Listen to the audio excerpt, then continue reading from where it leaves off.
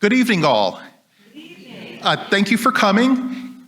We have a special program in store for you this evening about this historic structure. And we have the Henry Ford on hand to explain their journey and process in reserving this historic structure. Here to introduce the Henry Ford team that's present with us tonight is Miss Ellen Hill-Zerang. She is the Vice President of Venues and Programs and the Chief Marketing Officer at the Henry Ford. Please, let's give us a warm welcome to Miss Ellen Hill-Zerang. Thank you so much. Good evening. One more time. Good evening. Good evening. We are thrilled to be here this evening at the main branch of the Detroit Public Library for this special presentation, The Jackson Home, Preservation and the Voting Rights Movement. I bring you greetings on behalf of Patricia Mouradian, President and CEO of the Henry Ford. Due to scheduling conflicts, Patricia is not able to join us this evening, but she is excited about this program and this partnership with the Detroit Public Library. The Henry Ford has been working with the Detroit Public Library to host a series of Jackson Home-related events with multiple neighborhood branches. So I wish to acknowledge and sincerely thank the staff of the Detroit Public Library for tonight's event and for helping to amplify the story of the Jackson Home. It is an honor for the Henry Ford to present this program on the 60th anniversary of the Voting Rights Act.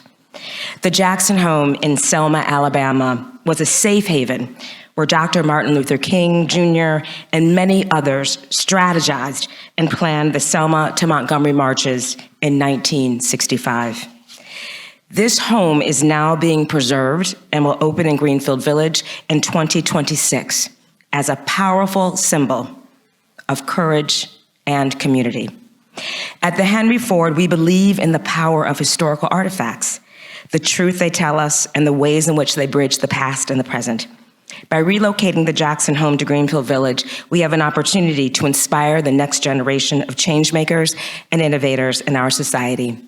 I do hope you enjoyed this evening's program, and if you would like to support the Jackson Home Project, I encourage you to visit one of our tables outside this auditorium for more information on how you can help us preserve this American treasure. I also want to remind everyone that we do have copies of the book, The House by the Side of the Road, which is the story of the Jackson family, told to us by Mrs. Richie Jean Sherrod Jackson. And we've got copies of those books, and they're being sold by Source Booksellers right outside the table. And as always, we'd love for you to support Source Booksellers. And now I'm going to quickly introduce, so I can sit down, you can get on with the program. I'd like to introduce our speaker for this evening's program. Amber Mitchell is the Henry Ford's Curator of Black History. She joined the institution in 2023. Prior to the Henry Ford, Amber was the Director of Education for the Whitney Plantation. She holds a master's degree in history from Indiana University and a bachelor's in history from Wayne State University. I would also like to add, she's a high school graduate from the Henry Ford Academy, the school which is right on our campus. Please welcome the amazing, illustrious Amber Mitchell. Thank you and have a good evening.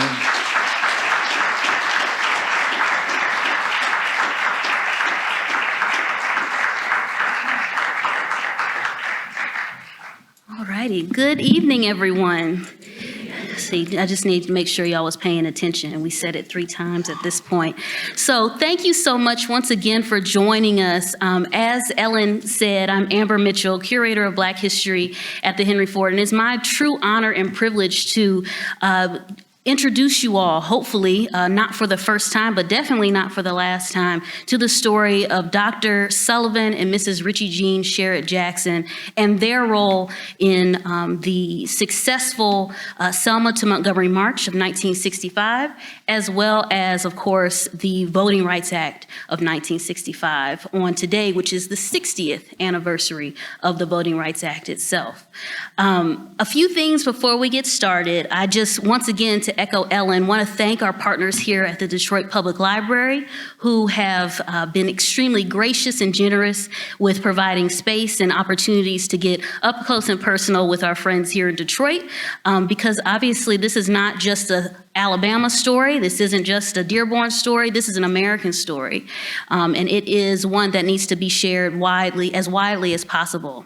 I also want to give a shout out to our friends and colleagues at the Henry Ford, many of whom you all passed as you entered, who have been working diligently on not just this event, but many other projects related to the Jackson home and things that are nowhere near finished before we open for next year, June of 2026.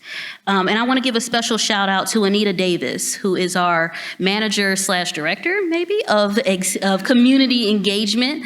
Anita has been a wonderful partner for me in terms of just being there for these library events and, of course, showing up for our communities generally at the Henry Ford. So I just wanted to make sure I gave her a shout out. A couple of things, again, as we get started. Our goal for today, I'm not going to tell you the entire history of the Selma to Montgomery movement.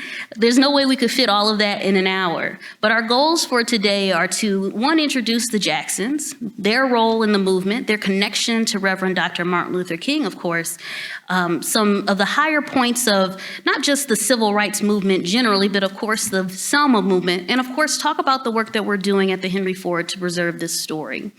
A couple of housekeeping things. As we move through this presentation, we'll have some opportunities to do surveying, and all of you should have received a survey sheet as you entered. If you didn't, raise your hand high, and one of my colleagues will be by to pass that out to you. Just keep your hands raised high. There also will be a digital aspect of that on the screen. There will be a QR code, so if you're screen savvy, tech savvy, feel free to use your phone as that pops up. It'll be a QR code on the right-hand side of the screen. So as my colleagues come down with those copies, I think they're making their way down now. I'll do just sort of a brief intro to obviously the Voting Rights Act.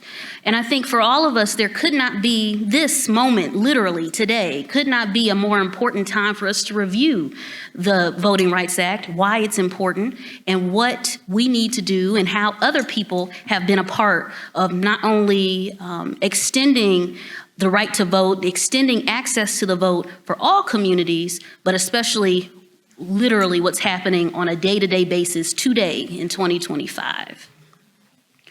I won't get too into it yet. Okay, perfect. Is that everybody? Awesome. All right, perfect. So I'm going to move ahead. So here's our first question, and each of these questions will correlate with something that's on your, a number that is on your survey. So our first question, just to make sure you're paying attention, and if my colleagues up there in the box wouldn't mind hitting the little QR code button, perfect. I love it when things work. Our first question, how many Detroiters, what percentage of African Americans living in the Detroit area are from Alabama? So make a notch, or use your code. And I also want to say, this is not a test, right? This is not a test. You are not being tested. These surveys are really to help us as interpreters, as historians, as those of us who are working on this project. We want to make sure that when the Jackson home opens in 2026, and as it moves forward into perpetuity at the Henry Ford, that we're reaching those who need to be reached, that people are understanding the concepts, the ideas, the themes that we are engaging with. So this is helping us. This is not a test. All right. So we have a few different things, right? So I see we have 16% at 11 to 25% of African Americans in Detroit being connected to Alabama. We have a 26 to 50% at 66%. Oh, and we're going up. I love an active group. Okay. But it looks like we have 26 to 50% in the lead. And I'm going to say that it's 50%. About half of us have a Detroit to Alabama connection. Any guesses on why that is? Great migration. Specifically, If you think about where Alabama is on a map, it's directly almost below Michigan.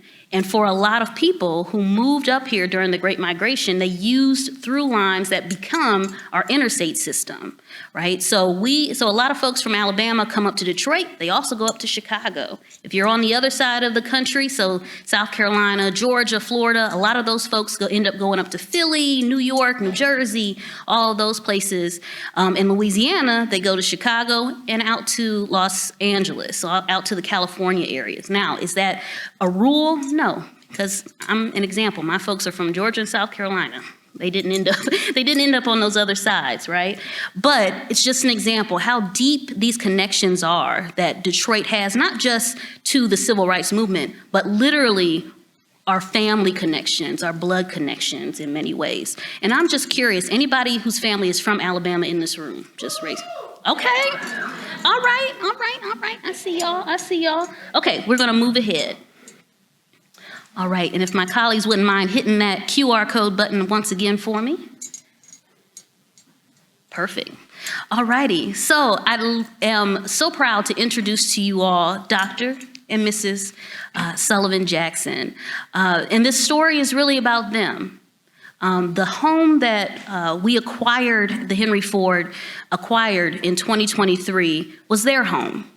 And they married in March 15th, actually, of 1958, excuse me, a dentist and a teacher, or soon-to-be teacher after all of this. Dr. Jackson is both a native of Selma, but was raised in Anderson, Indiana. He attends West Virginia State University for his undergraduate degree. Which of course during this period is interrupted by the Second World War. He, like many other young men, goes and signs up for the war and actually lands at the beaches at Normandy in '44. He is a medic in those battles and ends up obviously coming back and using his GI Bill is able to attend Meharry Medical College in Nashville. He's also a member of Kappa Alpha Psi, if we have any Kappas in the room. Mrs. Richie Jean Sherrod Jackson is also born in the Alabama Black Belt. She's born in an area called York, Alabama, and she is sent to Selma to live by her mother, Miss Juanita Richardson Sherrod. And she is raised by a very well-to-do family in this area. I want you to remember that because that's very much the reasons why people end up in their home in '65. And the two of them really come together over a love of music. Dr. Jackson is a saxophonist. In fact, he ends up paying for much of his schooling by performing at juke joints and jazz clubs all across the Midwest, as well as in other sorts on the Chitlin Circuit, of course. And they meet like all other young people meet at this particular time through friends. And so their connection and their link is one that seems to have only could have happened in this particular moment in time. But again, they're linking a doctor and a future teacher who's very not just well-to-do, but well-connected, is one that aligns people in this space in 1965. Mainly, again, through Miss Richie Jean Sherrod Jackson. She's childhood friends with a name that we should all know, Miss Coretta Scott, later Coretta Scott King, as well as Juanita Jones, later Abernathy, as well as a young woman named Jane Bunch, the daughter of Ralph Bunch, our first African-American Nobel Prize winner. And so she and her family are extremely well connected. They're part of this Black professional class in Alabama and really across the country that fund and fuel what becomes the civil rights movement. You know, movements not only take people, but it also takes money.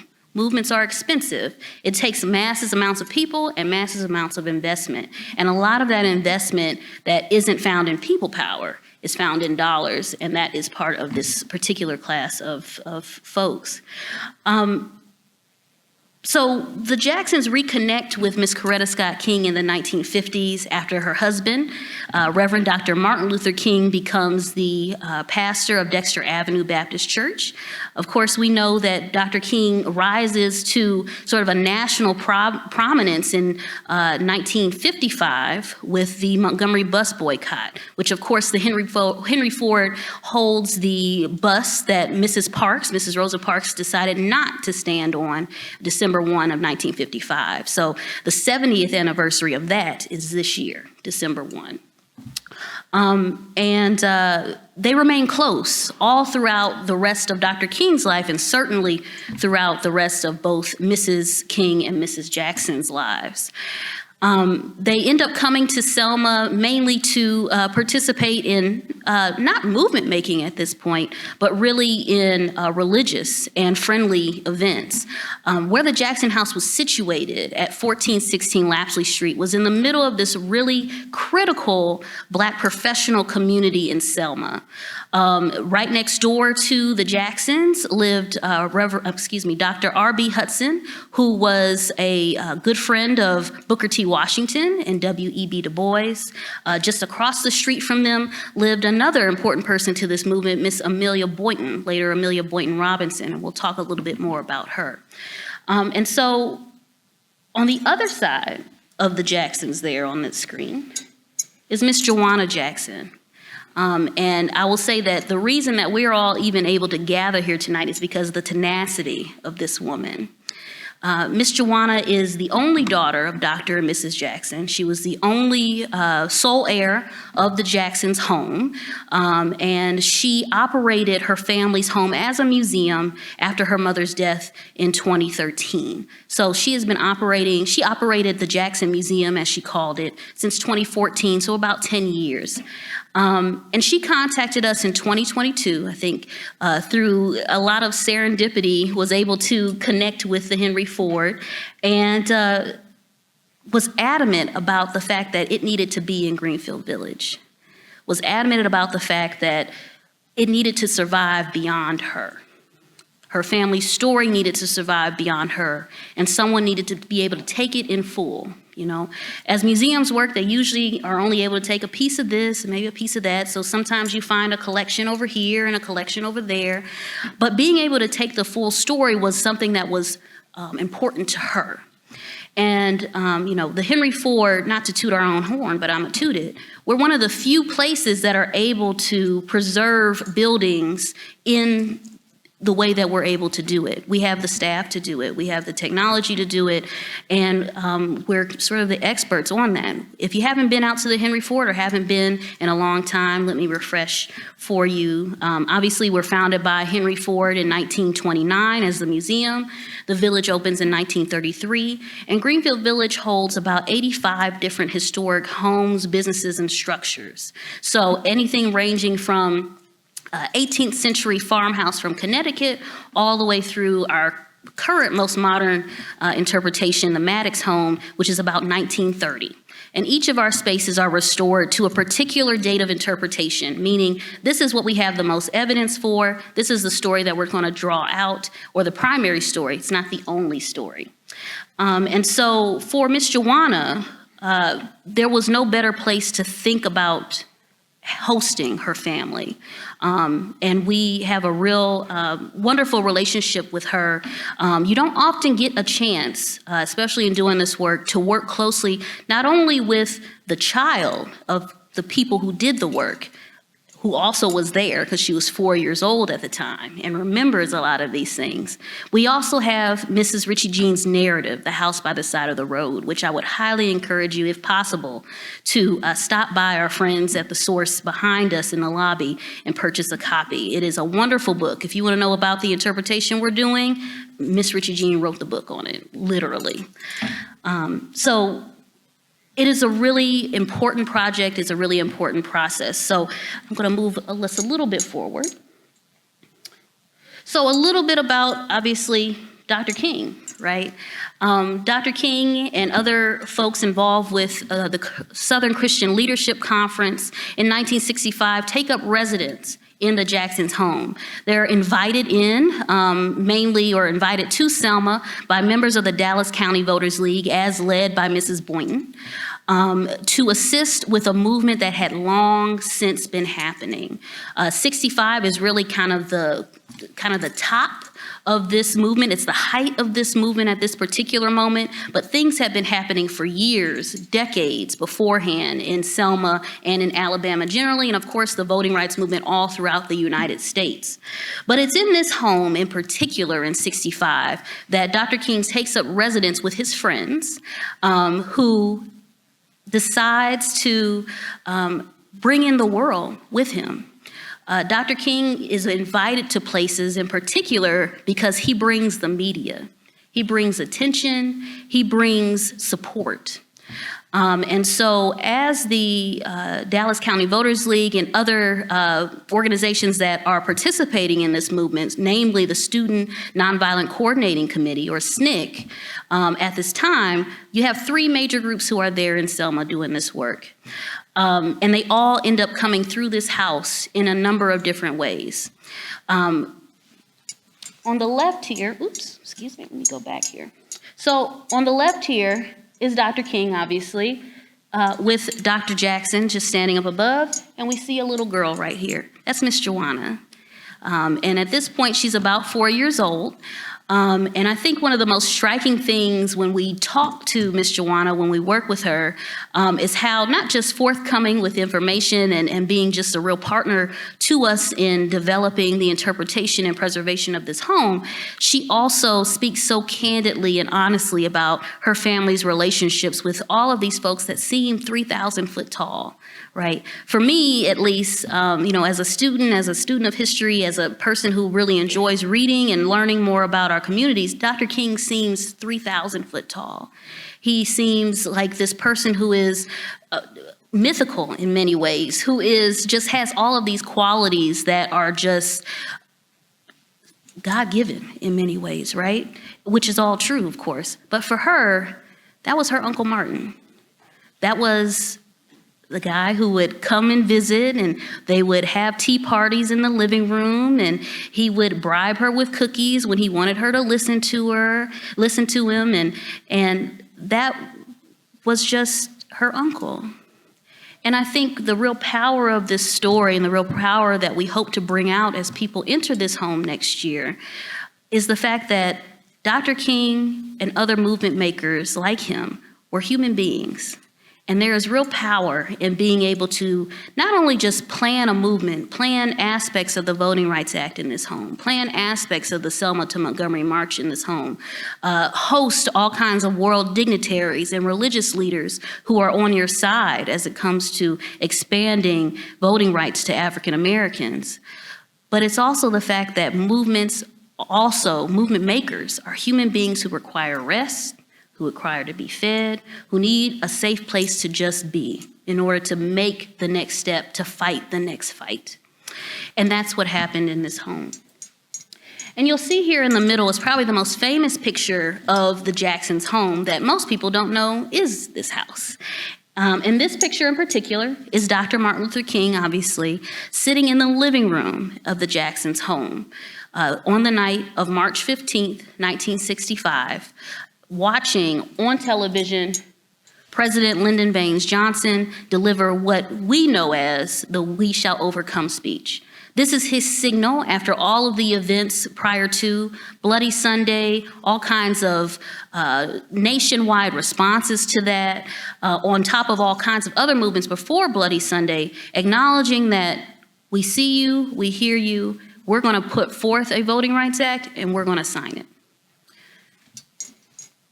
And then lastly, this back bedroom, the back bedroom of this room this is from March 21st, 1965, the back bedroom of the Jackson's home, as Dr. King and his lieutenants, including Reverend Ralph Abernathy, Reverend Hosea Williams, Reverend James Bevel, Reverend C.T. Vivian, and many others in this space, are preparing for the successful Selma to Montgomery March, because there are 3 march attempts, okay, and we'll talk about this a little bit later.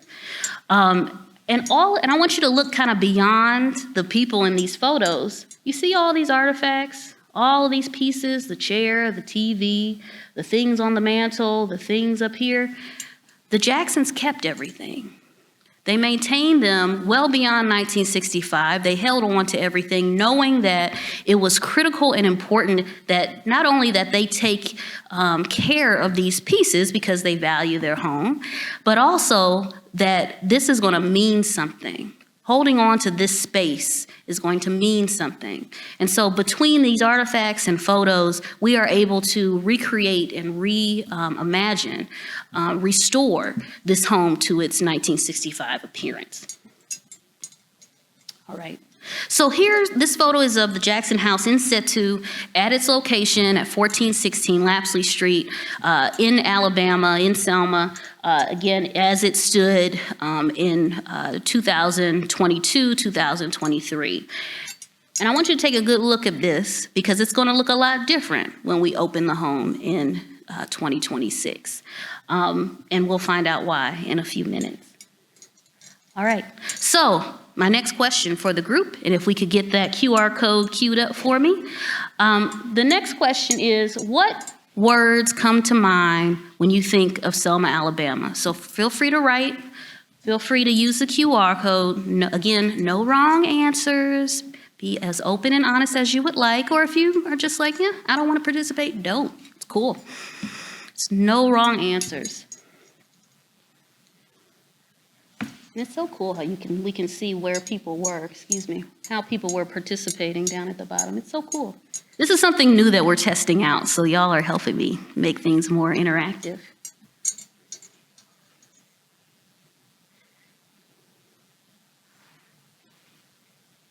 Family, that's a good one. Family, strength, violence, bridge, march. Yep. History. Courage, strength, perseverance, those are great words. Civil rights, Dr. King, yep.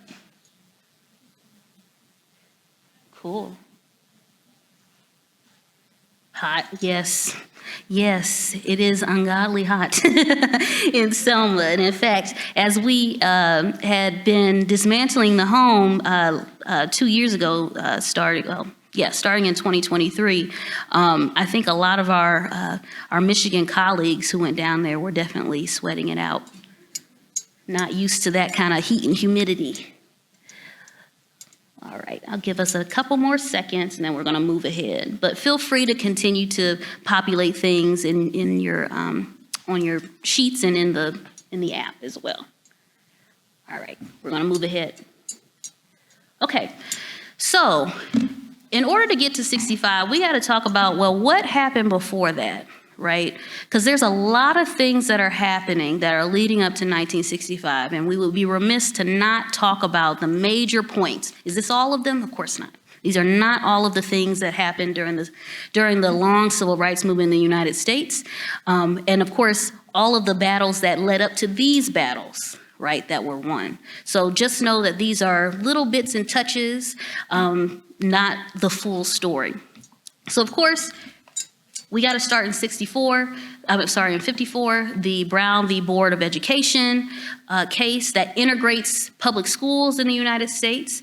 We know that people don't immediately start integrating those schools, of course, definitely not. There are places that arguably still haven't integrated all of those schools, but that's another story for another day, right? In 55, we have the Montgomery, Alabama bus boycott, the most successful bus boycott in the history of the United States, done by anybody. 57, the integration of Little Rock Central High School. A lot of you should be familiar with those photos of young people young African-American students going into Little Rock Central High School and being jeered at by crowds of people outside. 1960, the Greensboro Four and the Woolworth sit-ins, starting of the sit-in movement. This is also the birth of SNCC, the Student Nonviolent Coordinating Committee, out of this sit-in movement in Nashville. 63, we have the Freedom Rides, of course. Those young people from up north and other places throughout the South, integrationists, who are testing the segregation on the interstate transit bus system. So this is also where we see John Lewis and other members of SNCC start to rise in terms of leadership and prominence. 63 is another huge year for civil rights and the civil rights movement. So, of course, the first thing being the March on Washington in August of 63. But, of course, we know that Dr. King's famous speech was delivered somewhere else first. Anybody know where that is? It's Detroit. It's right here. It's down at Cobo. Well, now it's Huntington, but it'll always be Cobo to me. So, actually, it was on my older sister's birthday. So, that was that day, right? So we have the March on Washington later that year.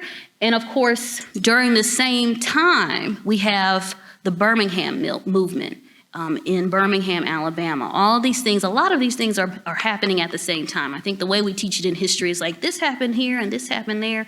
A lot of it is intersecting. And so the Birmingham campaign has those really famous images of children who are taking the lead in terms of protesting for the rights of citizens in Birmingham. And it's those images, the images of children being attacked by dogs, the images of children being hit with water cannons. That's what drives us closer and closer to what becomes the Civil Rights Act of 1964. So these are a few of the major things that establish what's going on and what will happen in Selma in 65. So because I'm a historian, I like maps. Just so that we understand where we are, this is a map of Selma that is included in the house by the side of the road.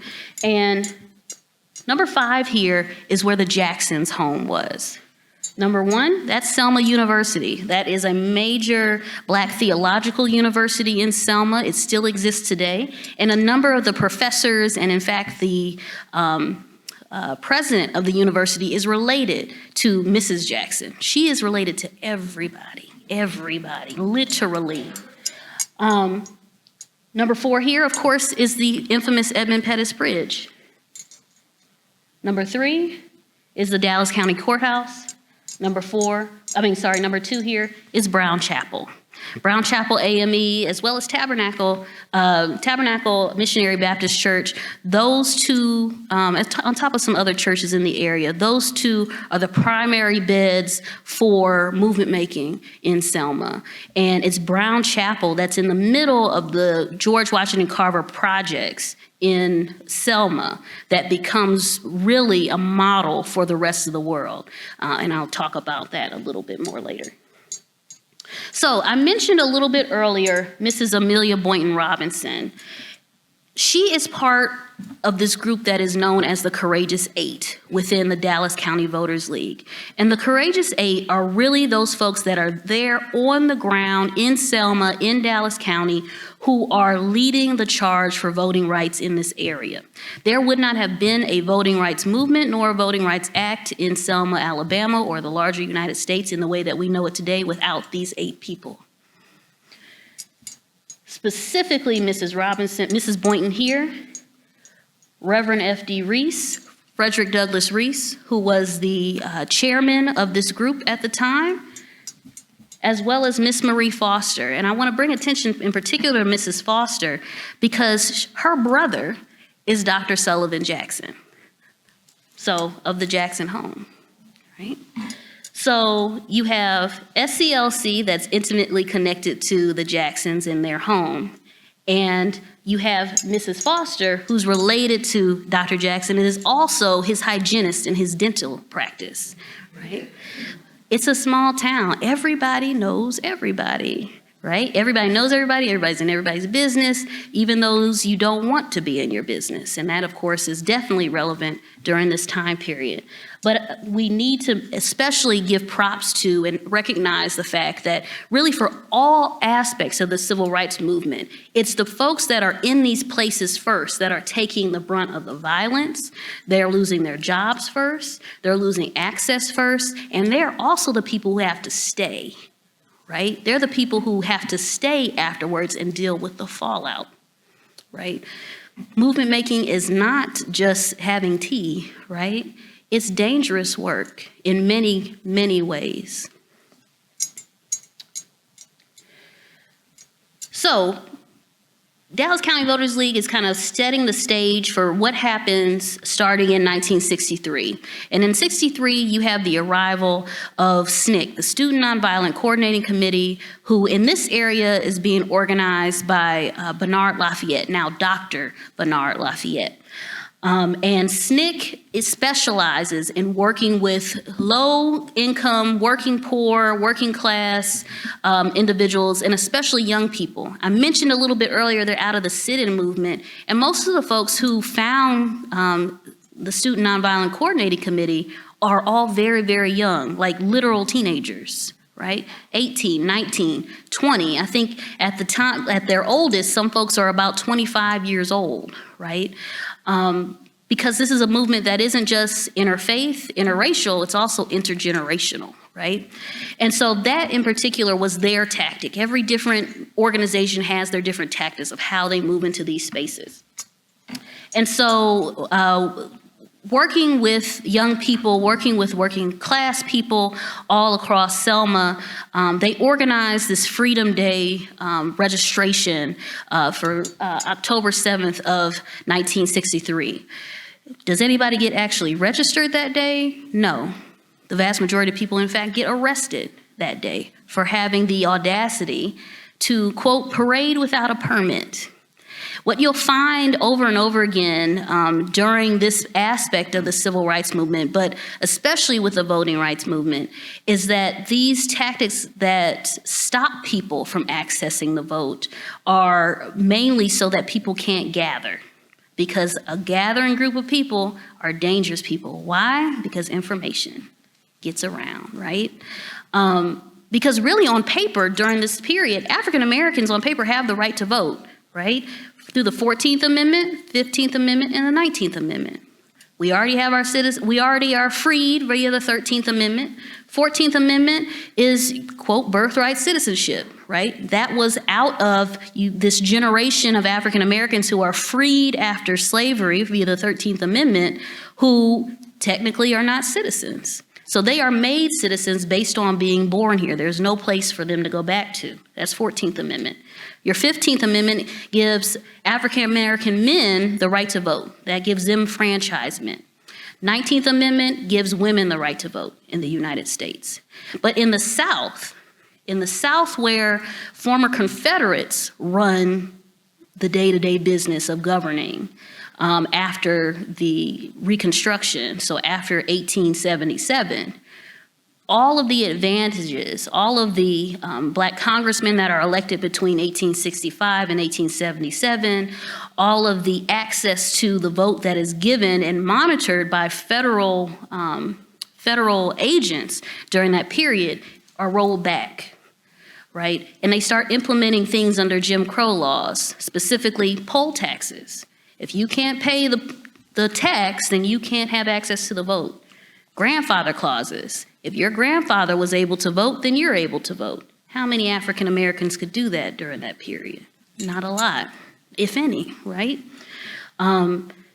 Literacy tests. You need to be able to read and understand this test. And the questions oftentimes are things that make absolutely no sense.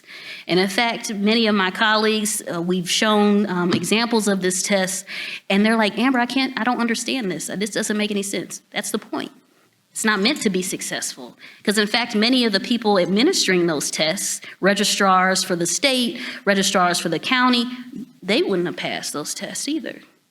Putting out a mason jar full of jelly beans. How many jelly beans are in this jar? Here's a bar of soap. How many bubbles are in this bar of soap? Just absolutely ridiculous. Things that are meant to stop people from doing what they want to do and registering to vote, right? Making sure that they aren't accessible. And that's just the legal way, right? Think about all of the people who had the audacity to show up somewhere earlier in the day. They go home and there's folks knocking on the door at midnight, right? Folks in robes knocking on their door at midnight, right? If they even knock on the door and not just light the house on fire. So there's all kinds of violence that goes into not allowing American citizens, which all of these people are at this point, access to the vote, right? And the vote, arguably, is our most important right as American citizens, being able to dictate who we are represented by in Congress. Who are we represented by at the federal level? Who's going to preserve my interests, right? So to jump back into our timeline, in '64, January of '64, Dr. King first comes to sort of take a temperature of Selma's activity during the voting rights movement. And he gives a speech at Tabernacle Baptist Church and really is starting to hear the conversation, is wondering about whether or not he wants to be involved. But at this point, Dr. King and SCLC is concentrated in Georgia. They're working in Albany, Georgia, on their own movement on that side. So they're not really focusing in on Alabama right now. Obviously, in July 2nd of '64, the Voting Rights Act is signed. July 6th of '64, just a couple of days later, there is an injunction that is placed in the state of Alabama that stops African Americans and other groups from coming together and discussing voting. Like, you can't even discuss it. We can't even have the conversation about it, right? And that becomes the end all. Everybody's like, well, you know what? Now we're going to go even deeper. Now we're going to go even harder. And I'll say that at this point, it's local organizations doing this work primarily because the NAACP had been outlawed years earlier in Alabama, just not even allowed to be there. And so it had to be local groups doing this work first. So then in December of '64, Dr. King and SCLC get the formal invitation from the Dallas County Voters League to come in and be a part of this movement. But he had a feeling that they were going to get an invitation. So really in November, we know that there is a call to the Jacksons where Dr. King is like, I have a feeling we're going to be in Selma pretty soon. Do you think we can come on in and set up shop there for a little bit? And Dr. and Mrs. Jackson look at each other. And then they look at their daughter, Joanna, who again is 3 years old at this point, about to be 4. And they realize that everything that they do has to be for something. It has to be for the future. And they had to be able to look at her. There has to be something better for her in particular. And so they said yes. And Mrs. Jackson looks around her house, which looks much different in '64 than it does in '65. And she's like, I need to redecorate. So she does. And that's relevant to us at the Henry Ford, obviously, a little bit later as we are putting the home back together. So then we start in '65, and there's a number of different things that I think are really critical and important during '65 in particular. Number one, protests are happening all the time, daily. Folks are lining up 2 by 2, because if you try to be lined up as a group, you could be arrested for parading illegally, which was a tactic used by Sheriff Jim Clark during this time, and many others who were a part of the white supremacist terrorist system that was operating in Alabama. You have folks who are attempting to register on a daily basis. You also have the activities of children during this point, because they're showing up to school. They know that this activity is happening. They're showing up to school, they're signing in, they're leaving school, and they're protesting out front, because they know they might be able to get arrested, but their parents can't. Their parents have to be able to work, right? They know that the teachers are a little bit iffy about going out and protesting, but they later do under the direction of Reverend F.D. Reese, who at the same time as leading the Dallas County Voters League is also the Selma Teachers Union chairman, right? And he encourages them all to walk out in late January of '65. February 1, Dr. King is arrested with a number of other people. Himself and Reverend Ralph Abernathy are both jailed, and they spend several days in the Selma jail where he writes a letter from the Selma jail. Similar to a letter from a Birmingham jail, we should all be familiar with that, one of his most important pieces of writing, and this piece is also very similar to it. But something that happens in response to Dr. King's arrest and the arrest of many other people across Alabama is an incident of violence on February 18th of 1965. This is the first of 4 martyrs who was attacked this night. Jimmy Lee Jackson, who was a young father and a deacon at his local church, is shot by state troopers in Marion, Alabama, which is actually where Mrs. Coretta Scott King is from. That's where her family is from. And it's not that far from Selma. It's the next county over. And he is shot there during a night march for voting rights.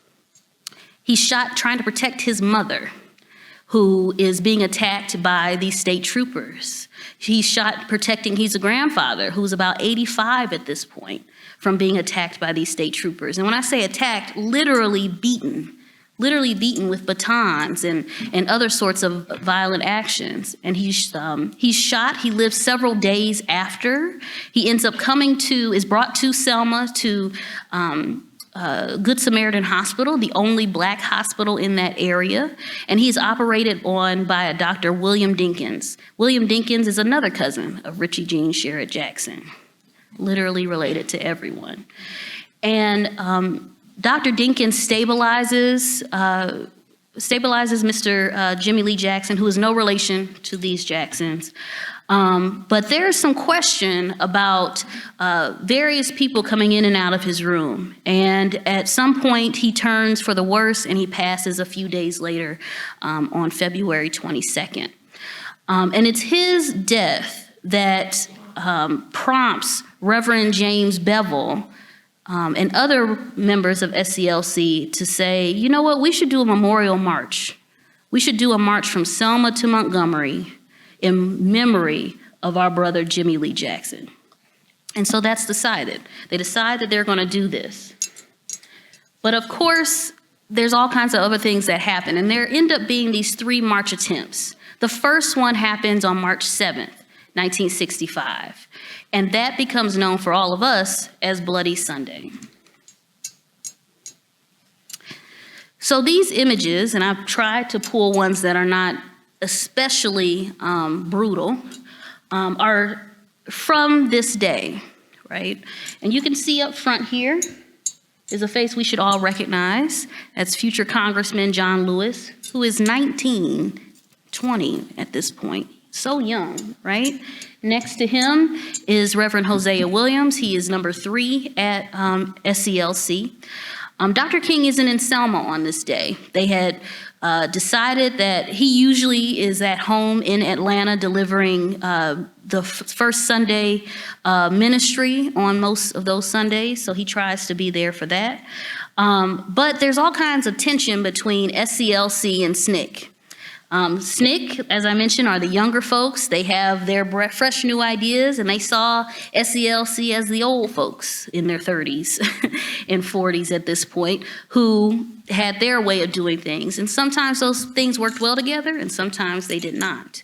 And so on this particular day, the SNCC folks decided, you know, we're going to go ahead and try and start this march today. And SCLC is like, okay, so we'll make sure that we are present. We're going to go ahead and be all together at this point. And so there's about 500 people who are marched behind John Lewis and Hosea Williams all the way up the bridge here. Excuse me. And so when they come across the Edmund Pettus Bridge, they're met with a line of state troopers. Now, I want to make sure that we realize that state troopers, Dallas County Police, Dallas County Sheriff's Office, and the Selma Police are all operated under by 3 different directors. The Selma Police are operated under a man named Wilson Baker, who, for white guys at this period, is a little bit more liberal, I guess we would think of him.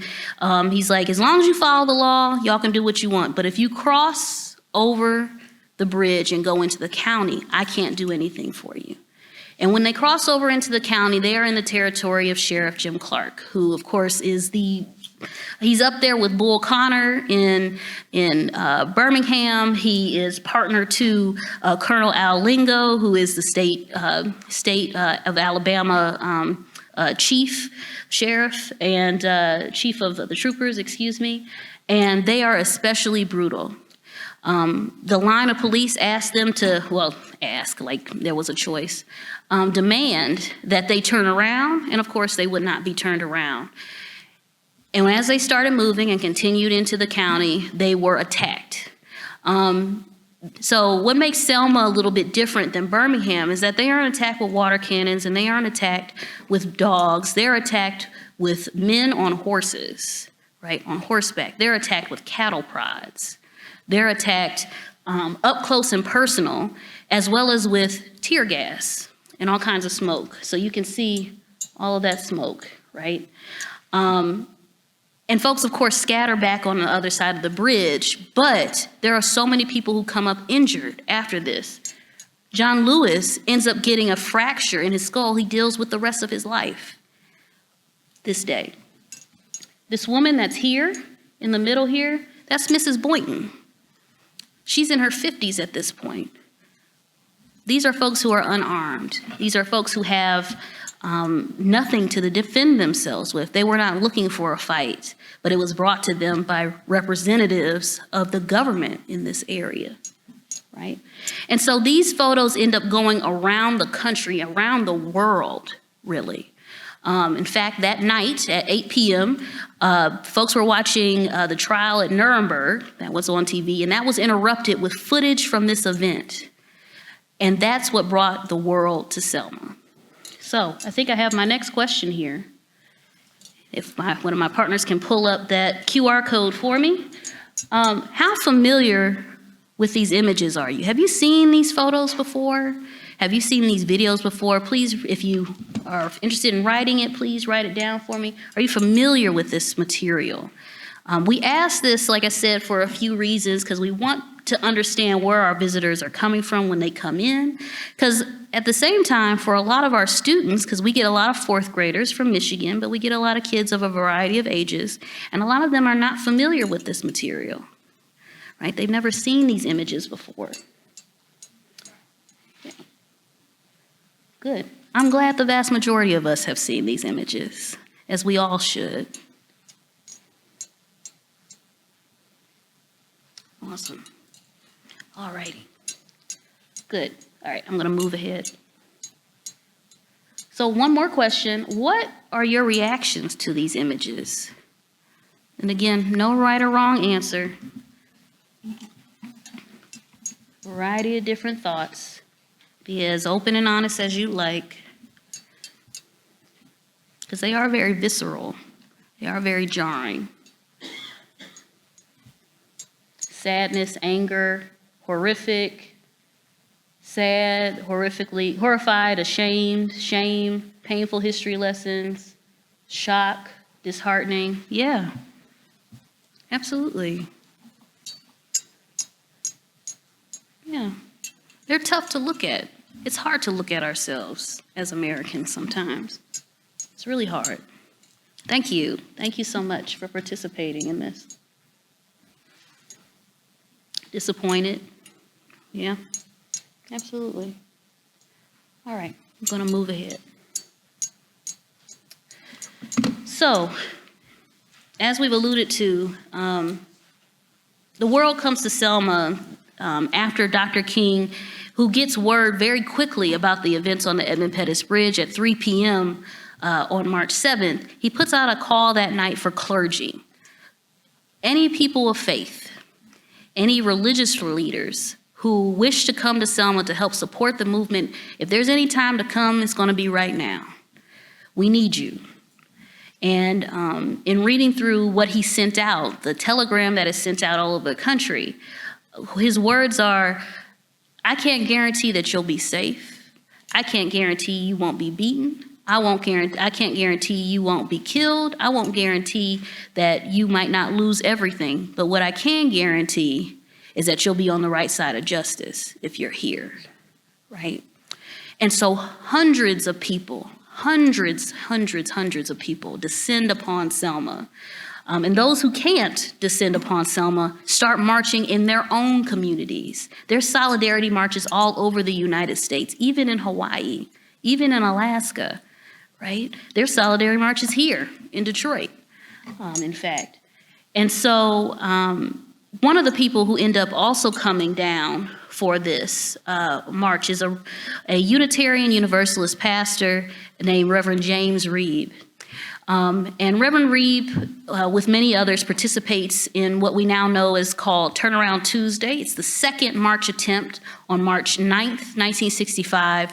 And this event is called Turnaround Tuesday specifically because at this point, they're locked up in the courts as far as movement makers and those who are on the pro-state of Alabama side about whether or not they have the legal ability and most importantly, the legal protections to be able to march from Selma and Montgomery.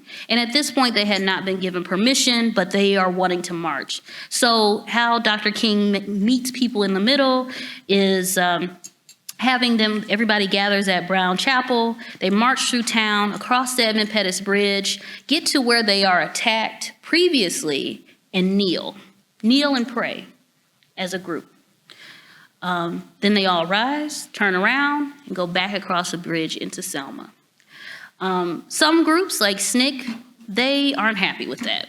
And so a lot of the younger folks who are there end up going into Montgomery and rallying the young folks at Alabama State and other universities in that area to start agitating on that end. But on the evening of this event, in particular, Reverend Reeb and 4 other Unitarian Universalist ministers who come down with him are looking for dinner. They go eat at an integrated restaurant in Selma, Black-owned restaurant. And as they're coming out and returning back to where they're staying, because most people at this point, if they're coming into town, they're not staying at hotels. They're staying in that George Washington Carver projects that I mentioned to you earlier. The whole entire city of Selma, Black city of Selma, open up their doors to bring people in, right? And so they're heading back into that community and they are attacked by 4 white supremacists. 4 guys just looking for trouble. And unfortunately, Reverend Reeb is hit so hard that he never comes out of a coma. He leaves behind a wife and 4 children. And it's his death that, again, brings out even more people to Selma. And so on March 15th, Dr. King delivers a eulogy for Reverend Reeb in the morning, as well as many other clergy who come down. And that night is when LBJ delivers that "We Shall Overcome" speech that's watched in the living room of the Jacksons. So things start to speed up after March 15th. We have the start of the successful march. That's March 21st, 1965, where we have about 300 to 500 people who do the entire march. So it's 5 days, March 21st through the 25th. And they stop at various places along the way, along Highway 80 in Alabama. And if you're familiar with that area, it's farmland and it's dark. It's dark all the time, but every night it's dark. I was just down there in March for Jubilee, Selma's 60th Jubilee, and it's dark at night, okay? Very dark. So if you have a mix of farmland, some wooded areas, and people who are in the middle of essentially enemy territory, they have to be protected. And so because they finally got the permission to do this march, they also were able to get National Guard protection. Which trumps, of course, the state troopers and any other Alabama-based law enforcement. They end up in Montgomery on the 25th of March. And King delivers a speech that I'll show here in just a second. But that night we have the death of one more important person, and I think we all should know her name as Detroiters, and that's Mrs. Viola Liuzzo, who is the lone woman to be martyred during this part of the movement, and we'll talk about her in a moment. Many things happened between March and August of 65, but the most important thing being the movement doesn't just stay in Selma. SNCC, again, those young upstarts end up going out into Lowndes County, which is the neighboring county there. And really their roots there, after the passing of the Voting Rights Act, bring up a lot of African Americans running for office in that area. In fact, the Lowndes County Freedom Organization, as they come to be called in that area, helps transform who makes decisions in that area. And in fact, they elect their first Black mayor of Haynesville, Alabama in the 70s at this point. In fact, I met him last time I was in Alabama, Mr. John Johnson. And it's there also that we get the birth of a particular image that becomes really important for all of us, especially those African Americans in the 70s, and that's the Black Panther. This is the first time we see that Black Panther imagery used as it connects back to Black civil rights and Black voting rights is in this moment. All of that is taken up later by the Black Panther Party. Okay. Again, we love a map. So here's Selma, and here are the 3 campsites because they have to camp along the way. And I wanted to bring attention to those campsites in particular because the 3 owners of those campsites, not all of them are owned by Black people. So here, this is the David Hall farm. That is a Black-owned farm.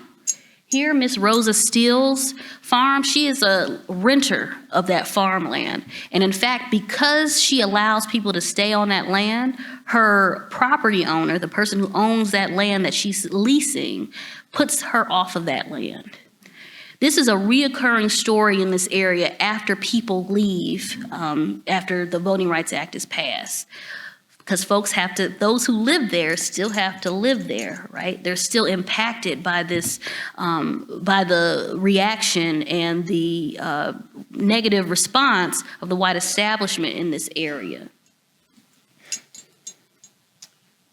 So I want to mention again these martyrs of this movement, because I've named a few names. This is Mr. Jimmy Lee Jackson. This is Reverend Reeb. This, of course, is Mrs. Viola Liuzzo, whose family was where she and her husband, Anthony Liuzzo Sr., raised a family in Northwest Detroit. Her children went to school at, it's now closed, but Immaculate Heart of Mary on the west side. And if you go over to that area today, there is Viola Liuzzo Park. And the Viola Liuzzo Park Association added a beautiful set of memorials to Mrs. Liuzzo, as well as Mrs. Sarah Evans, who was her dear friend and the caretaker for her children after she passed away, excuse me. But I also want to make sure that y'all realize that Mrs. Liuzzo, she was drugged through the mud post-death. She was killed transporting people back and forth between Selma and Montgomery on the 25th of March. She was in the car with a young man named Leroy Morton, who was, I believe he was about 20 years old. And they were, like I said, transporting people back and forth to Selma. She was tracked by 4 Klansmen in a vehicle and shot point blank as they're driving there. Leroy only survived because he played dead, because he was covered in her blood at this point. And I bring up this in particular because of those 4 Klansmen, one of them was an FBI informant. And because he was an FBI informant and the FBI didn't want to blow their cover, they decided that they were going to drag this woman through the mud, saying that, oh, well, she is a terrible person and she ran off on her children to be with these Black people down there, and she's in the car with a Black man. How indecent. And it wasn't really until the late 70s, early 80s, through a Freedom of Information Act request, that her family was able to pull the records and prove our mother wasn't like that. In fact, J. Edgar Hoover and his group were covering for themselves and used our mother as a cover. And if you're interested in learning more about that story, I would highly recommend checking out a book called The Informant by Gary May. The Informant by Gary May. It is an excellent book that talks about literally what they did to this woman. Absolutely horrible. The last person here is Jonathan Daniels. Jonathan Daniels was a seminarian from the Episcopal Church,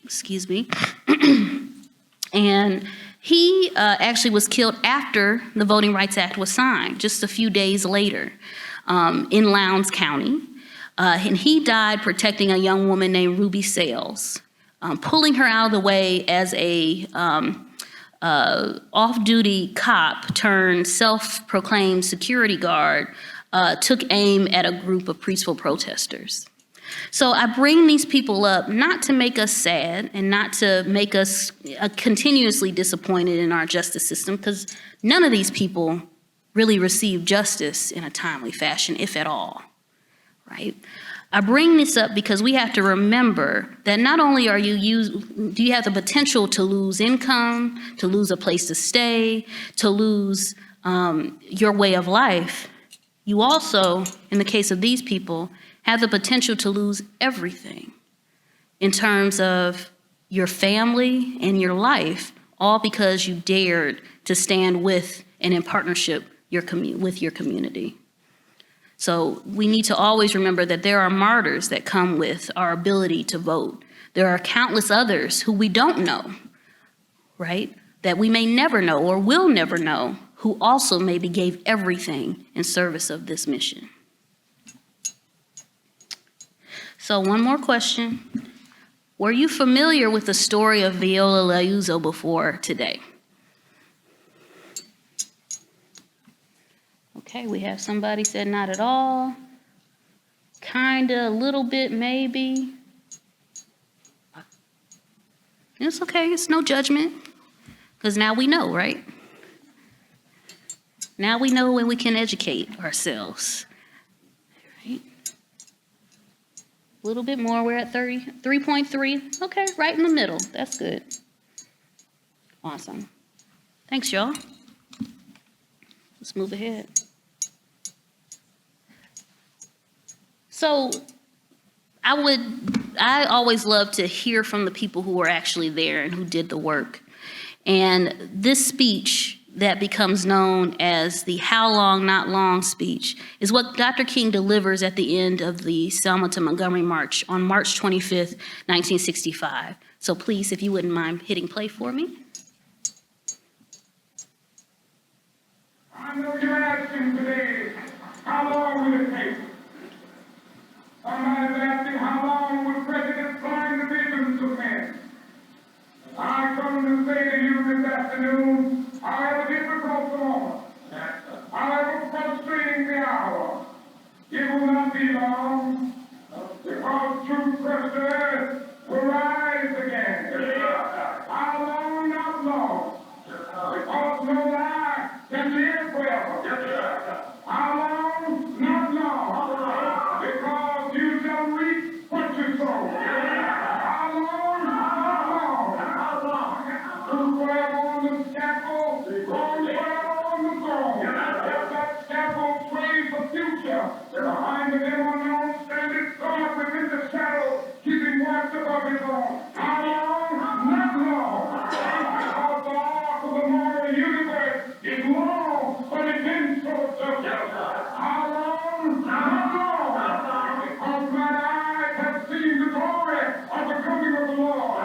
He's trampling out the village where the faithful wrath of sword. He is loose the faithful lightning of his terrible swift sword. His truth is marching on. He has sounded forth the trumpet that shall never call retreat. He is lifting up the hearts of men before his judgment seat. Oh, be swift, my soul, to answer him. Be jubilant, my feet. Our God is marching on. Glory, hallelujah. Glory, hallelujah. Glory, hallelujah.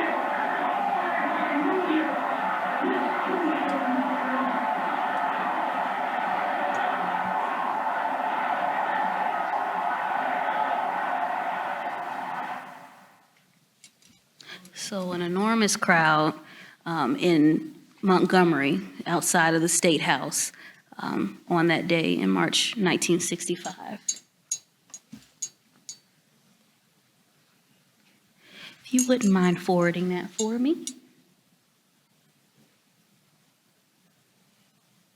Perfect, thank you. So what is the Voting Rights Act? What does it do, or what did it do at this particular time?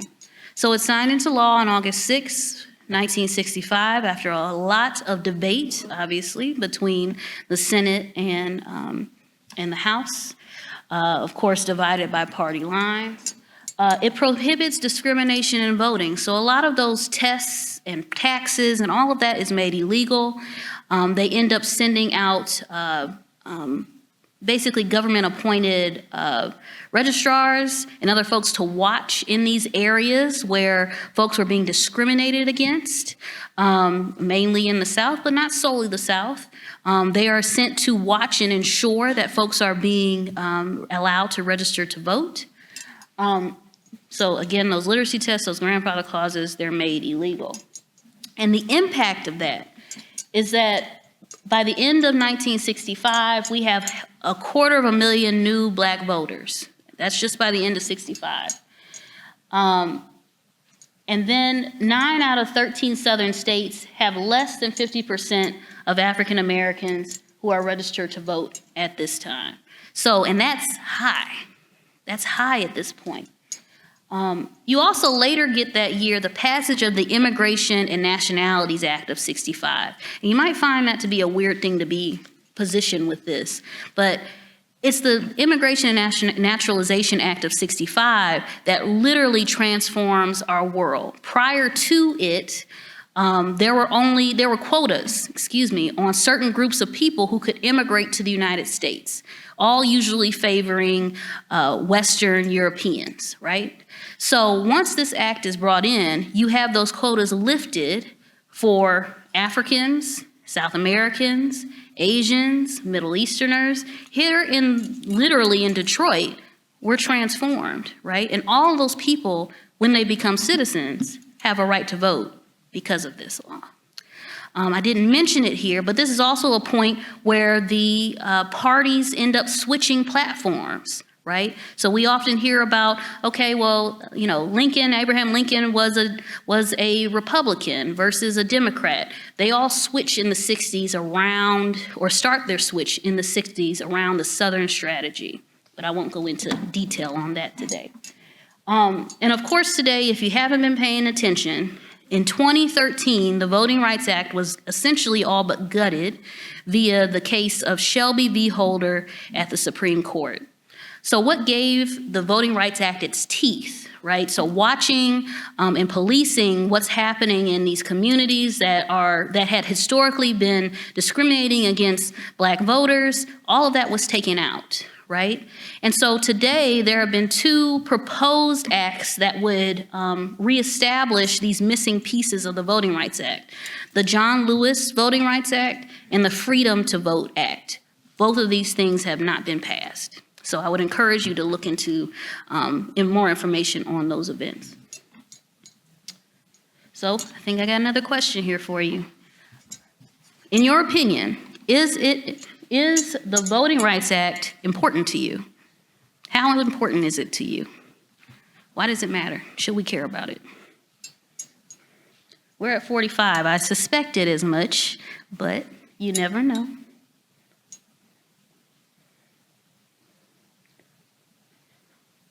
Great. I think we can pretty much trust everybody is kind of feeling the same way, right? Okay, next question.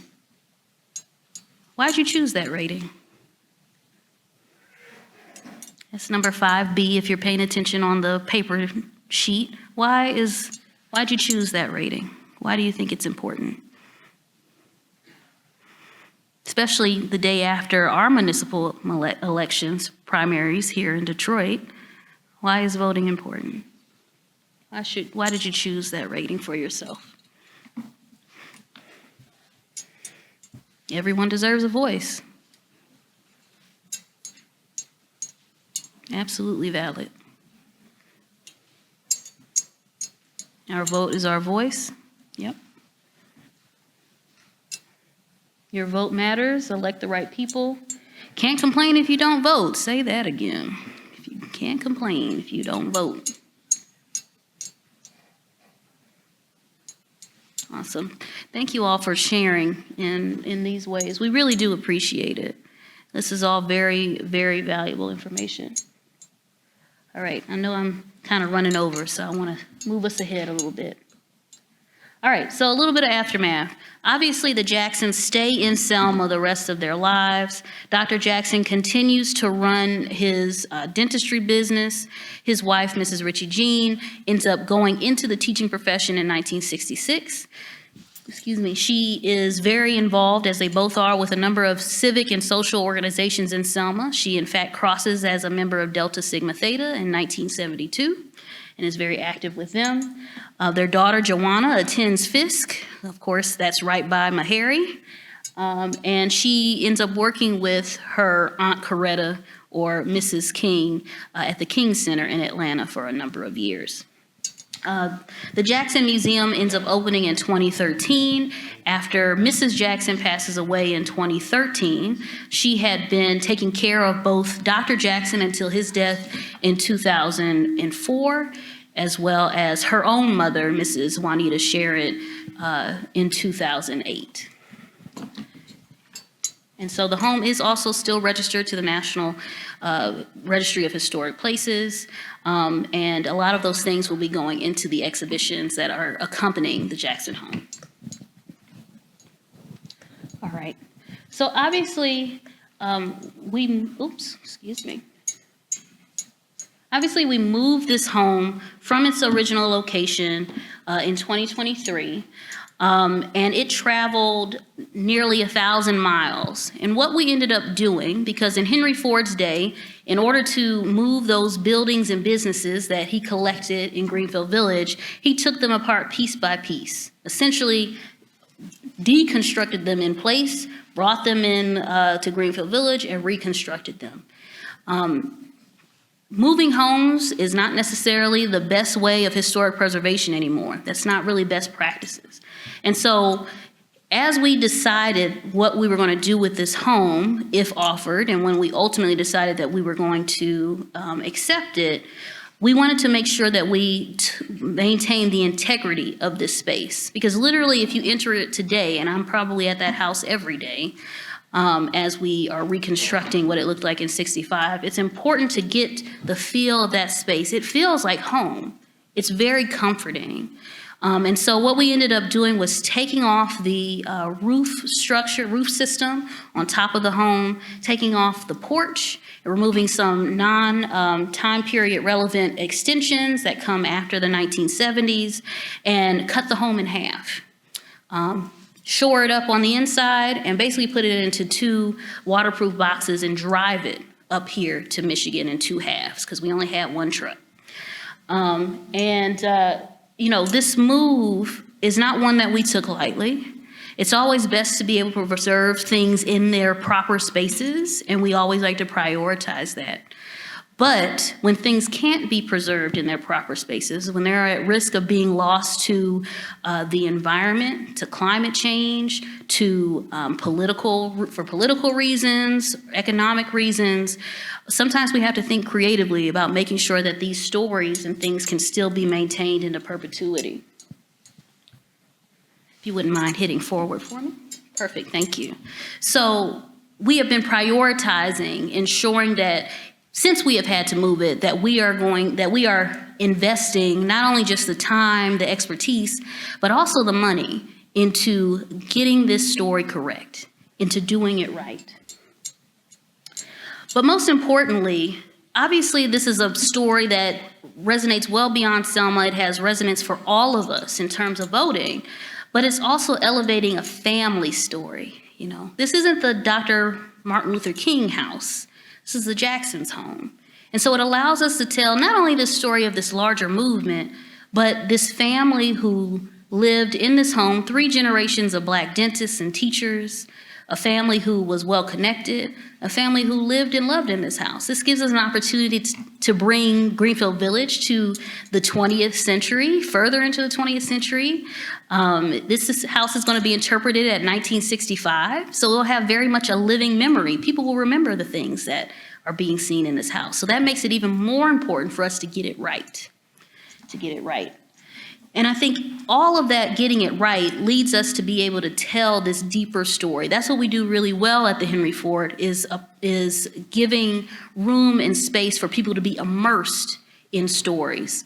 And in order to do that, the historical resources team, as well as myself, have been doing all kinds of research and digging into repositories like the library, like the Detroit Public Library, and other spaces all over the country to find more images, to find more stories, on top of the 7,000 plus artifacts that come out of this home, 7,000 bits of material, including these family photos. And if you look beyond the people, we're using these family photos and media photos to be able to reposition these spaces, be able to better understand, how did people live in this house? How did they exist when 20 people are in this house at one time, right? When Joanna's 4 years old and wanting to run around and play, how are people existing here together? How is Mrs. Jackson cooking for an army, literally, on this teeny tiny little stove that she has, right? And not enough room because it's not a big kitchen, right?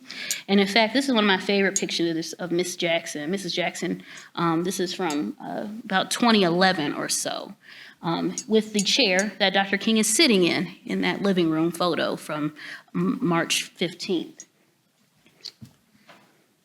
So what we're doing is literally historical detective work. We're peeling back the layers of this home here in place to be able to better understand the people and folks who existed in the space, what all their different tastes were, but also to help us tell this deeper story. So yes, it's interpreted at 65, but everything before that is also fair game. The home itself is built in 1919. It's designed by Wallace Rayfield, who is the second licensed Black architect in the United States. He literally builds and designs Tuskegee University, aspects of Tuskegee.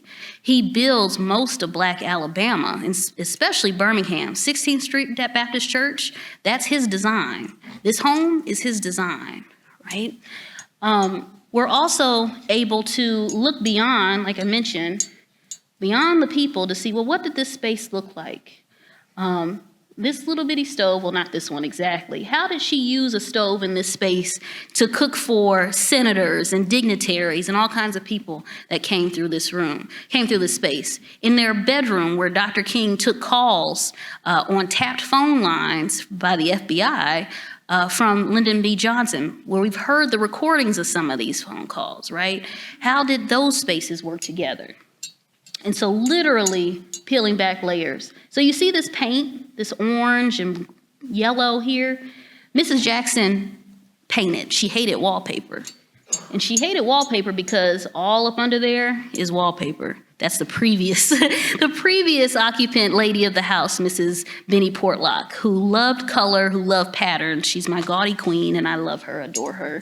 She has her stamp on this home. And then below that is this kind of faded blue color on plaster.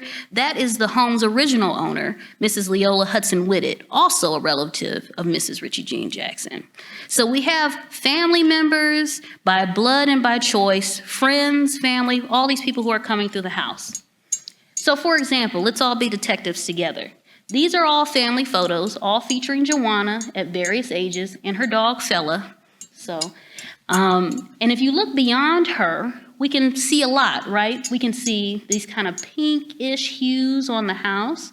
We can see this awning up here. We can see these azaleas that are back behind her reappear much larger in 66, 67, where that photo is from. So using these images as well as scientific techniques, literally doing paint analysis on the outside of the house, we know exactly what it looked like, and that allows us to create renderings. So this is our rendering of what the home is going to look like when it opens in July of 2026 for everybody to see. And I know a lot of us from Michigan are like, pink, that's a That's a lot of color. Yes, it's a Southern house, my friends. They like color. There's a lot of color in this house. Like, a lot of color. A lot of color in this house, right? We also can see that the front porch is different, right? It doesn't have that brick anymore. That brick is from the 70s. That brick porch with ironwork that we see in the 2022, 2023 photo of the house, that is not the original facade. Think about your own house. How many times have you redone your room? If you're anything like me and you get bored easy, you want to move stuff around, you want to paint the walls, you want to redo your floors if you got the money, you might do things on the cheap.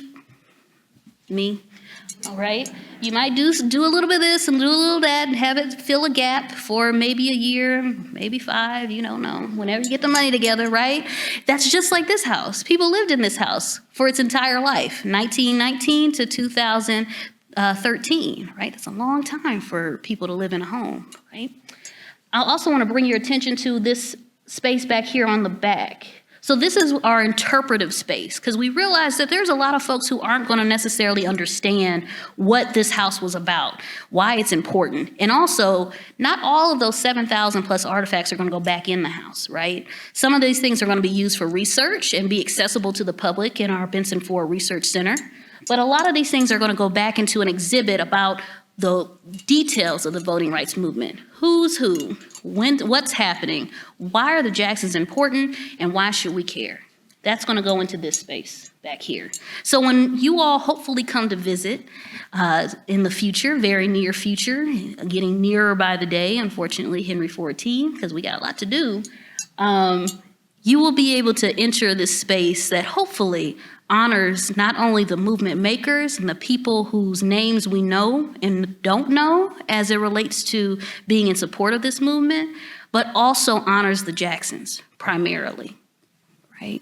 Because we all have a role to play in this work. And I think one of my favorite quotes from The House by the Side of the Road, Miss Richie Jean Jackson's book, is that we all can't be Dr. Martin Luther King Jr. We all can't be a Dr. King, but what we can do is make a difference in the lives of our families and our communities every day. And that might look like saying hey to your neighbor. That might look like standing up for a friend. That might look like taking part in a march. That might look like using your voice or writing a letter. But we all have the ability to transform life for ourselves and the people that we care about. So the project is projected to open in June of 2026. We'll have a big splash grand opening event, but there's a lot to do in the meantime, right? So we still have much to do. We still have a lot of fundraising to do. It's a major, major project. It's our first major structure that's been brought into Greenfield Village since the 1980s. So it's been 40 years since we've done a project this big, and a lot of things have changed in terms of how you do this type of work. So this is the work that we're doing right now. So my, I think, last question to all of you is, what would you like to see from us? What would you like to see from the Henry Ford regarding the Jackson home? And it can be anything. It could be project, programming. You want lectures. You want to talk to Joanna Jackson, hear more from her, which she loves to talk to people. I love talking to Miss Joanna. Talk to her probably every other day. We talked on Monday, actually. But we want to dream big. This is, again, a major and important project, and we want to be able to think differently about how we do things. So, more about the actual Jackson family and how they facilitated the movement? Absolutely. Absolutely. Their story is centered to this interpretation. Absolutely. All right. So for further reading, because we're at a library, all kinds of stuff. But the first book and most important book I would like you to check out, The House by the Side of the Road. And I know we have a little raffle or something going on, so you might get lucky and get one for free. But if you don't, go check out our friends at Source. Please purchase a copy of the book. It is only 200 pages, and it is a quick read. It is immersive. It is a wonderful book. Wonderful book. And of course, if you would like more information, please check out the Henry Ford on all social media platforms. Please engage with us online. Please come out to events. And of course, be in contact with us as much as possible. We have so much to do. We are finding new things literally every day about this family and this home and all the events that happen within it. And we are so excited to be able to share that with you. So now I'd like to open up the floor for questions. And I think I have some colleagues who are maybe running around with mics. So I ask you to raise your hands high to be able to answer those, so we can talk about those questions. Thank you. I'm gonna put that information. Yes, sir. I want to thank you so much for the presentation and appreciate all your work. And my question is actually about Viola Liuzzo. Yes, sir. So my understanding is that after her death, that there was a cross burning at the family home. Do you know that to be true? Yes, sir. Several cross burnings. Several. Okay, thank you. Yep. Thank you. That was my question. Several cross burnings at their home and the home of several neighbors. That family was terrorized here in Detroit by Detroiters in the Metro Detroit community. Absolutely. And they took it on themselves to clear their mother's name. So again, there's a lot of really interesting books out about the activities of that family in clearing their mother's name. But a lot of that was perpetrated and inspired by the FBI, specifically J. Edgar Hoover. So thank you for that question. Evening. Good evening. My name is Estelle Duncan, and I wanted to ask Miss Ruby Sales. She was part of SNCC. Yes. I used to hear her a lot on Sirius Radio. Is she still alive? She is, yes, Yeah. ma'am. Still active. Very much active. Thank you. And I'm sorry, I can't really see. So any other questions? Please raise your hand high if you got any more questions. We're good. Oh, we got one here. Okay. Good evening, everyone. Good evening. I'm curious, in listening to what transpired early, Jesse Jackson was not mentioned. Did he play a particular role in? So did Jesse Jackson play a role in this particular part of the movement? No, ma'am. He comes in a little bit later. He does come in under SCLC and works directly with Dr. King under Operation Push. Okay. So that's actually the following year in Chicago. So the Chicago movement that happens in 1966, that's when Jesse Jackson rises up within the SCLC system. But he isn't necessarily directly involved in organizing in Selma in particular. Okay, the next question is, do you think things will get better for everybody where we can learn to live and work together and not be afraid? I believe when all of us make those efforts, we can. We can and will. We all have to fight for it. We all have to play a role in it. And it might not be a Dr. King role. It might be a Jackson role. It might be a Joanna role. But I think we all have a role to play within it. But yes, we will. We have to fight for it. Thank you for those questions.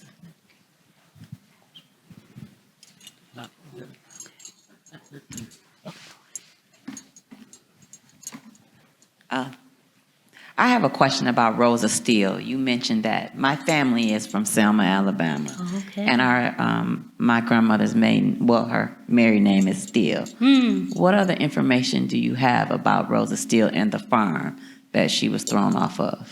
Yes, ma'am. So a lot of that comes into play at the end of 65 into 66. We're kind of focused in a lot on the Jacksons right now, but doing supplementary information.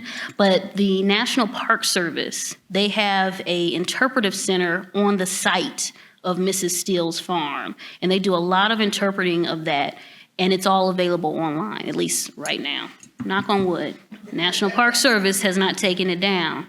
But I do not have resources that I can share with you right now, but I'm happy to send you what I have if you come up to me afterward and I'll give you a card. But I would start with the National Park Service's site about the movement, about the marches, but especially the tent city that pops up on Mrs. Steele's farm. Because in '66, as people are put off of their farms, put off of their places for having the audacity to register to vote, there ends up a tent city growing on that location. And that's where the interpretive center is now in Lowndes County. So I'm happy to share that information with you if you come back up to me a little bit later. Thank you. All right. Anybody else? Hello? Okay. Hi. Yes, you spoke about Lowndes County. Wasn't that where Stokely Carmichael was heavily involved in that particular area, sort of he started to rise? Yes, sir. That is the exact space. That is the exact place. He actually comes down to Selma as part of SNCC, starting in kind of late '63 into '64. He's definitely involved in Selma in '65, but him and other members of SNCC really take the lead in Lowndes County in particular. If you haven't heard of it, the Lowndes County Freedom Organization, that's one of the groups, the voting groups that the SNCC founds in that area and organize around, especially the Freedom House that is this place where they organize that is still standing in that part of Lowndes County. So yes, Stokely Carmichael was there and in Lowndes County. All right, I see. Hi. Hi. Thank you so much for this. I'm a high school government teacher. Yeah. Thank you for your work. That's the right response right now. Are there going to be any lesson plans or resources for teachers who can't necessarily make a field trip happen to the house? Yes. So we are working on curriculum. Physical work to the house is only one part of the work, one bit of the work that we're doing. The most important work that we're doing is preparing for those who won't ever be able to make it to the house. You know, the Henry Ford gets about 2 million visitors a year, but we know that there are many, many millions more who can benefit from learning the Jackson story. So there is curriculum that's being created that will be fully accessible to all folks. So I would highly suggest, again, come up to me afterwards. I'm happy to give you a card so I can connect you to our education team. But that stuff will all be available and fully for free. So thank you for that as well. Thank you for that question. Okay, so I think I certainly want to thank everyone for being here, and particularly want to thank you, Amber, for a really riveting and interesting program. I want to echo, because that's what I have to do, that we want to endow this home. We want to make sure there are educational programs, and we have a lot of work to do. Just because the home is here doesn't mean we don't need funding. So I would ask $5, $10. You can go to thf.org. I'm not afraid to say I'm not afraid to emphasize how important this artifact is today, now more than ever. And in order for us to do the work that we need to do and to be able to continue to do the work, we need the support of the community. Thank you so much for coming out.